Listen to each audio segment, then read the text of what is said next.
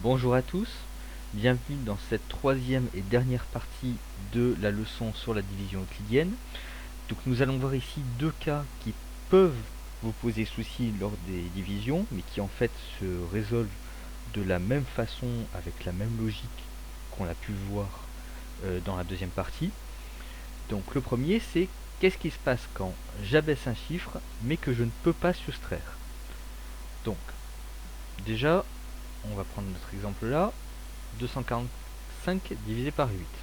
Donc je prends 24, je prends pas juste 2 parce que je sais que dans 2 j'ai pas 8, donc 24. Dans 24 j'ai pile poil 3 fois 8. Donc j'écris 3, je mets mon 24 ici, 24 moins 24 ça me fait 0. J'abaisse mon 5, et là, dans 5, je peux pas mettre 8. J'aurais tendance à m'arrêter là. Sauf que, déjà, je viens d'abaisser, et en plus, je sais très bien que dans 245, j'ai pas juste 3 fois 8. En 8, je l'ai bien plus que ça dedans. Et c'est là qu'on voit une règle en division, c'est que à partir du moment où vous abaissez, vous allez écrire un chiffre au quotient. Toujours. Le fait d'abaisser fait que vous allez écrire un chiffre au quotient. Donc, je me souviens qu'en fait, dans ma table de multiplication, ça commence pas à 8 fois 1, ça commence à 8 fois 0. Donc, 0, ici, c'est le plus grand multiple de 8 inférieur à 5. Donc, j'écris 0 ici, 0 fois 8 me fait 0, 5 moins 0, 5. Ça y est, j'ai abaissé, j'ai mon reste final. Donc on a bien ici, hop, ici, ça associé au 3, et ça associé au 0.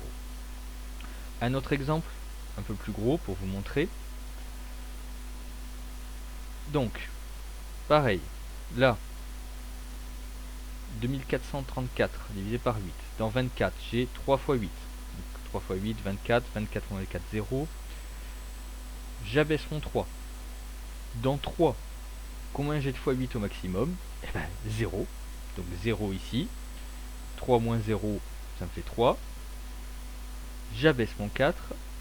Dans 34, combien j'ai de fois 8 au maximum? 4 fois. Donc 4 fois 8, 32. 34 moins 32, 2. C'est bon, j'arrête. Et là, on voit bien que à chaque fois, j'ai associé un chiffre du quotient. Voilà. Donc la règle, déjà, c'est on abaisse un seul chiffre à la fois. Et à partir où vous abaissez un chiffre, à partir du moment où vous abaissez un chiffre, vous avez un nouveau chiffre au quotient. Toujours. Ensuite, ça va concerner surtout les CM1, mais les CE2, c'est intéressant aussi. Que se passe-t-il quand mon diviseur a plusieurs chiffres? Par exemple, quand je divise par 12, par 123 ou par 46 542 145. En fait, exactement la même chose que quand il y a un seul chiffre, sauf que la différence, c'est que vous connaissez les tables des nombres à un chiffre. Vous ne connaissez pas vos tables de 12, de 123, de 46 542 145. Et bien, puisque vous ne les connaissez pas, vous commencez par les calculer et vous les écrire dans un coin. Là, par exemple, ma table de 12, je ne la connais pas par cœur. Je me l'écris dans un coin avec les résultats.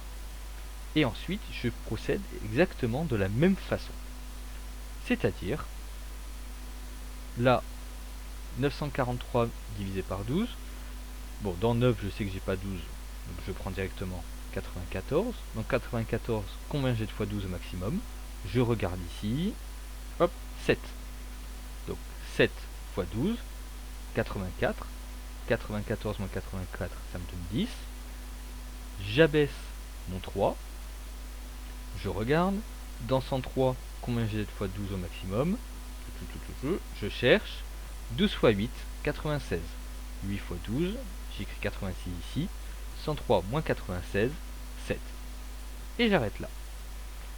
Donc, la méthode en fait que je vous ai présentée dans la partie 2 fonctionne tout le temps. Tout le temps. Que ici vous ayez un chiffre, 2 ou 50. Ça fonctionne tout le temps. Donc à partir de là, nous allons continuer tout ça avec des exercices que nous commenterons au fur et à mesure. Merci de votre attention et bonne chance pour la suite.